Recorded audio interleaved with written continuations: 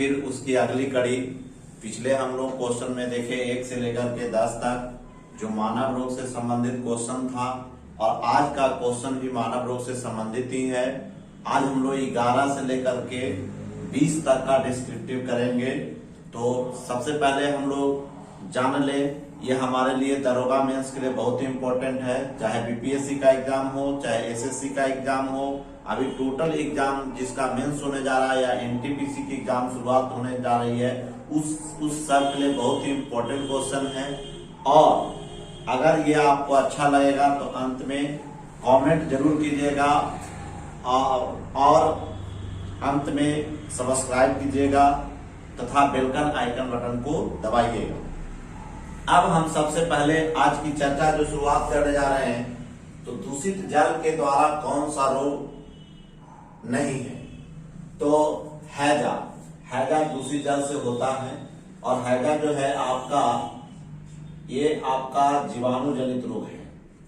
हैजा जीवाणु जनित रोग है। हैजा कैसा रोग है? जीवाणु जनित। टाइफाइड के बारे में भी हम लोग पढ़ चुके हैं। टाइफाइड भी जो है जल के द्वारा फैलता है। टाइफाइड जो है आपका, इसको हम लोग कहते हैं, टाइफाइड को चेक करने के लिए विडॉल टेस्ट किया जाता है। टाइफाइड बीमारी के लिए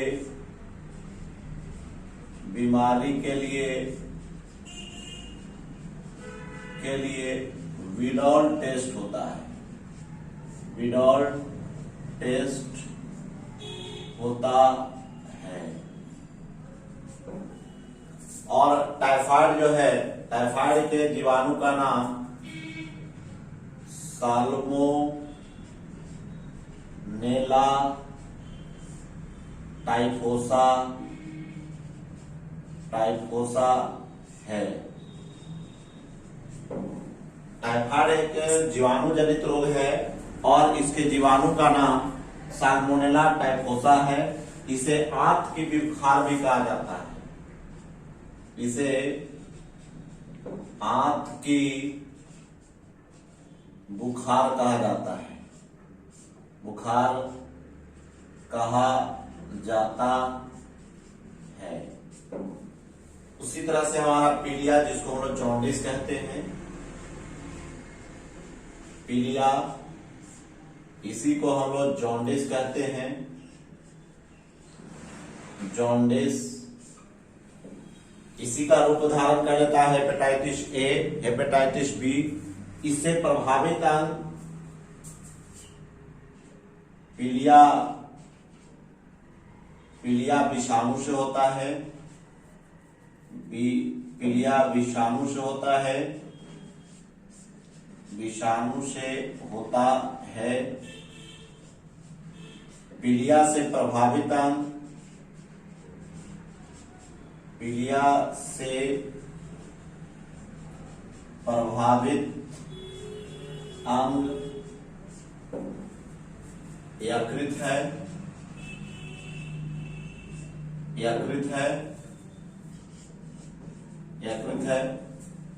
और यकृत हम लोग जानते हैं मानव शरीर की सबसे बड़ी ग्रंथि है। इसी से पित्त का स्रवण होता है, और पित्त जमा जो है आपको गॉल ब्लैडर में होता है।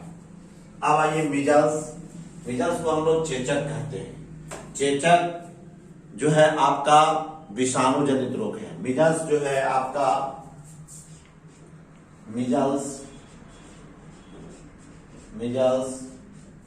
विषाणु जनित रोग है। विषाणु जनित रोग है। यह जो है आपका जल से नहीं फैलता है। अब हम लोग नेक्स्ट क्वेश्चन, तो इसका आंसर हो जाएगा आपका मीजल्स। अब हम लोग क्वेश्चन नंबर 12 देखते हैं। डायलेक्सिया से संबंधित है। पहला ऑप्शन है बेमेल अक्षरों को पढ़ने में कठिनाई से, हार्ट से, बच्चों के एक प्रकार की बीमारी से, तीसरा आपका वृद्ध की बीमारी से।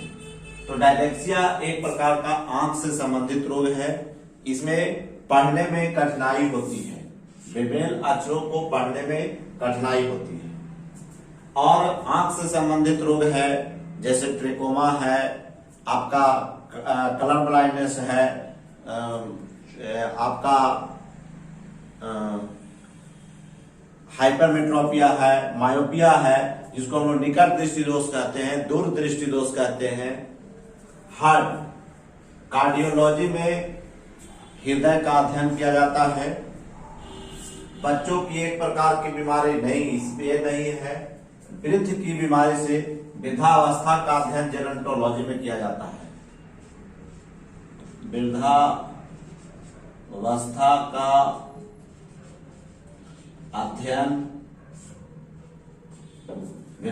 का अध्ययन जेरोंटोलॉजी में किया जाता है। टोलॉजी में किया जाता है, जेरोंटोलॉजी। वृद्धावस्था का अध्ययन कहाँ होगा? जेरोंटोलॉजी। हार्ट का अध्ययन हृदय का अध्ययन कार्डियोलॉजी में। कार्डियोलॉजी। मानव शरीर का सबसे व्यस्तम अंग आपका हार्ट होता है। मानव शरीर का सबसे व्यस्तम अंग ये आपका हृदय है। तो इस प्रकार से इसका आंसर हो गया आपका ए नंबर। कौन सा अम्ल पेट के जीवाणुओं को नाश करता है? तो आपका ऑप्शन नंबर ए H2SO4 है, दूसरा HCl है, तीसरा आपका HNO3 है, चौथा आपका H3PO4 है। तो इसमें आपका हाइड्रोक्लोरिक अम्ल होगा। HCl को हम लोग हाइड्रोक्लोरिक अम्ल कहते हैं। H2SO4 को गंधकाम्ल कहा जाता है। इसे हम लोग गंधकाम्ल, अम्लों का राजा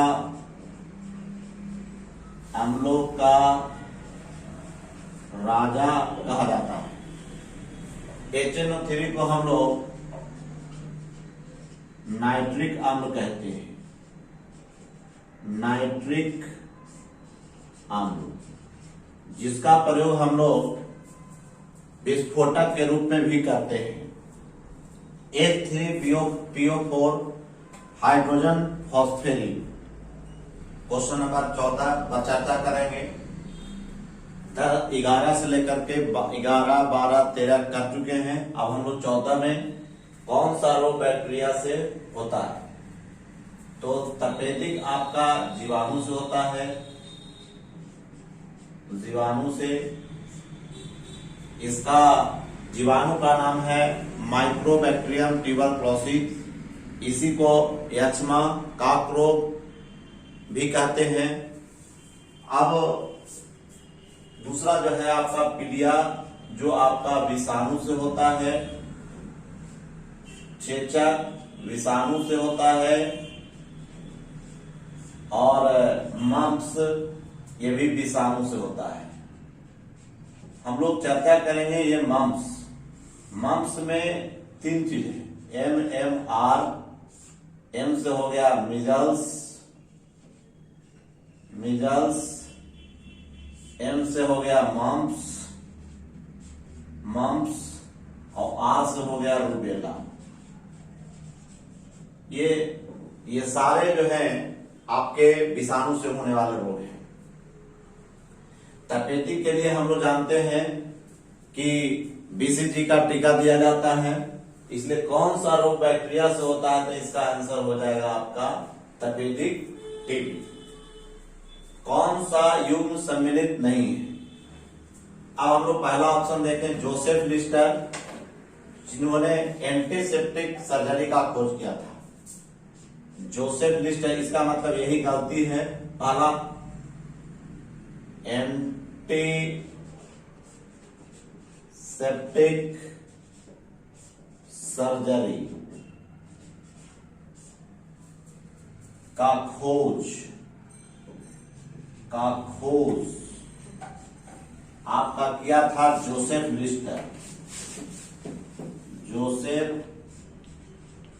लिस्टर।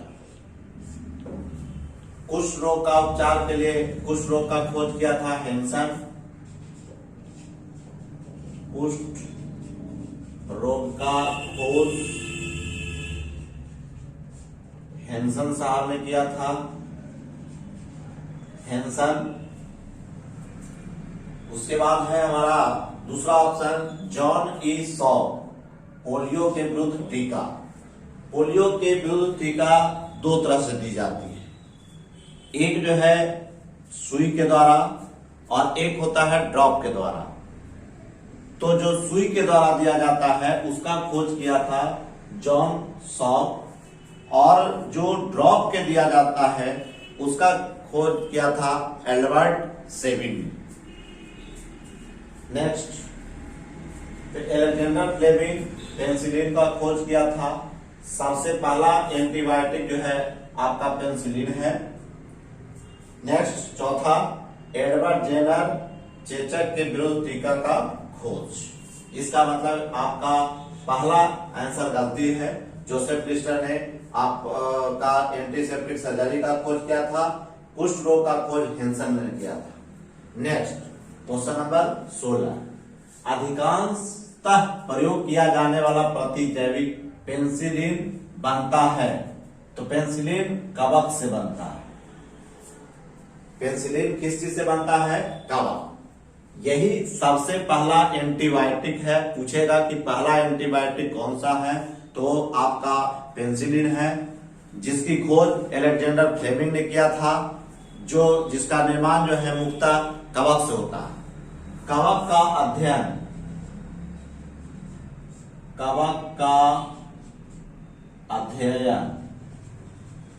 हम लोग कहते हैं माइकोलॉजी। शैवाल का अध्ययन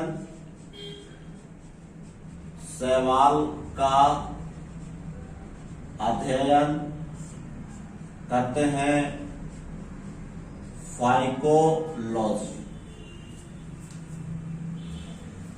या इसी को कहते हैं एल्गेलॉजी। जीवाणु का अध्ययन करते हैं बैक्टीरियोलॉजी में। जीवाणु का अध्ययन बैक्टीरियोलॉजी।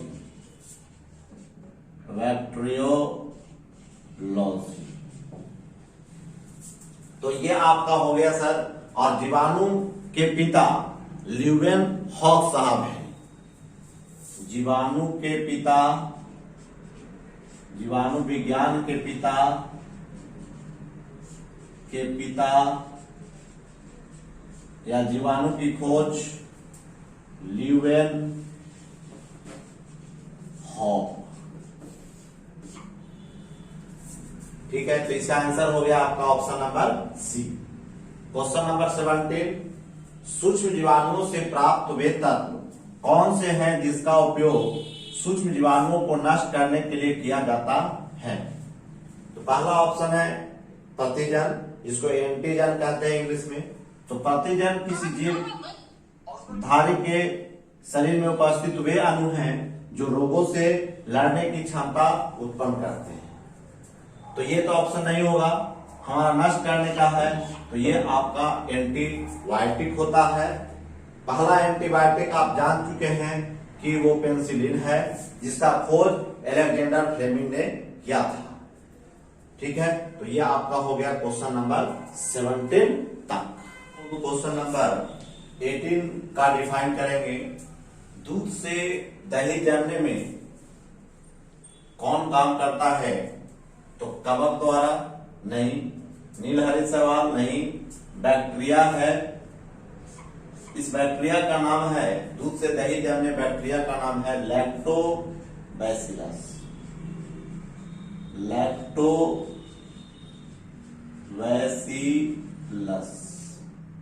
लैक्टोबैसिलस के कारण दूध से, लैक्टोबैसिलस जीवाणु के कारण दूध से दही जमता है, और हरित कवक तो नहीं, तो इसका दूध से दही जमने में कौन मदद करेगा? लैक्टोबैसिलस नामक जीवाणु काम करता है। नेक्स्ट क्वेश्चन नंबर 19, निम्नलिखित अम्ल के बनने से कुछ समय के बाद दूध खट्टा हो जाता है, तो दूध के खट्टा होने का कारण है लैक्टिक एसिड। लैक्टिक एसिड यहां पर हम लोग मांसपेशियों में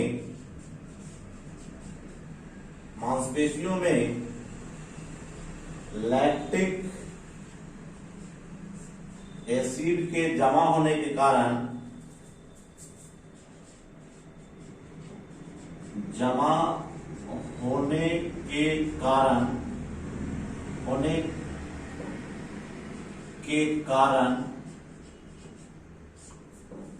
थकावट महसूस होती है, थकावट महसूस होती है। नेक्स्ट, टार्टरिक अम्ल अंगूर और इमली में पाया जाता है। टार्टरिक अम्ल ये जो है आपका अंगूर और दूसरा इमली। टार्टरिक अम्ल जो है अंगूर और इमली में। एसिटिक अम्ल सिरका में पाया जाता है। पूछता है कि सिरका में कौन सा अम्ल पाया जाएगा? तो एसिटिक एसिड, जिसका सूत्र होता है सर CH3COOH। ये पूछता है कि सिरका जो है किस अम्ल का बना होता है? तो एसिटिक अम्ल, जिसका सूत्र होता है एथेनोइक अम्ल। नेक्स्ट चौथा ऑप्शन है ब्यूटेरिक अम्ल। ब्यूटेरिक अम्ल में आपका ब्यूटेरिक अम्ल जो है मक्खन में पाया जाता है। पूछेगा कि मक्खन, जिसको हम बटर कहते हैं, कौन सा अम्ल पाया जाता है? तो ब्यूटेरिक अम्ल जो है आपको मक्खन में पाया जाता है। तो इस तरह से हमारा क्वेश्चन नंबर 19, कुछ समय के बाद दूध खट्टा होने का कारण है लैक्टिक एसिड, जो ऑप्शन नंबर ए है। अब क्वेश्चन नंबर 20, एलिसा टेस्ट परीक्षण। सबसे पहले हम लोग एलिसा का फुल फॉर्म जान लेते हैं। ELISA। ई का मतलब होता है एंजाइम, एंजाइम लिंक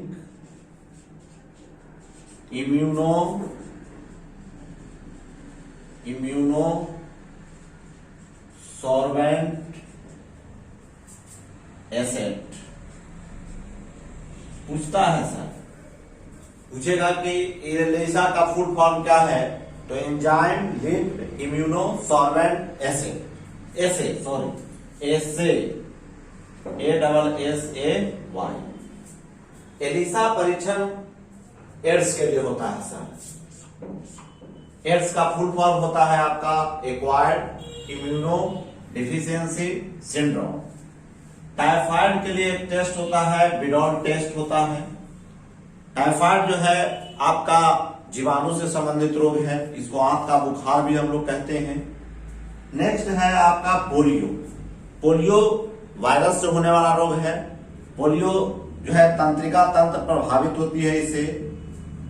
नेक्स्ट है डी, जिसको हम लोग कैंसर कहते हैं।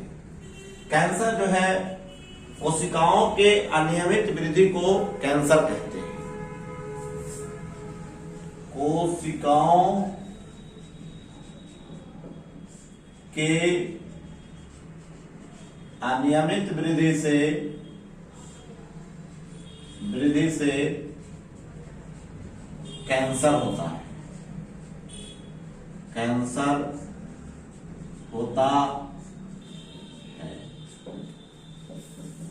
तो इस प्रकार से आज हमारा 10-11 से लेकर के 20 तक आपका क्वेश्चन का सॉल्यूशन हुआ। फिर हम लोग 20 से लेकर 21 से लेकर के 30 तक अगले पार्ट में हम लोग चर्चा करेंगे।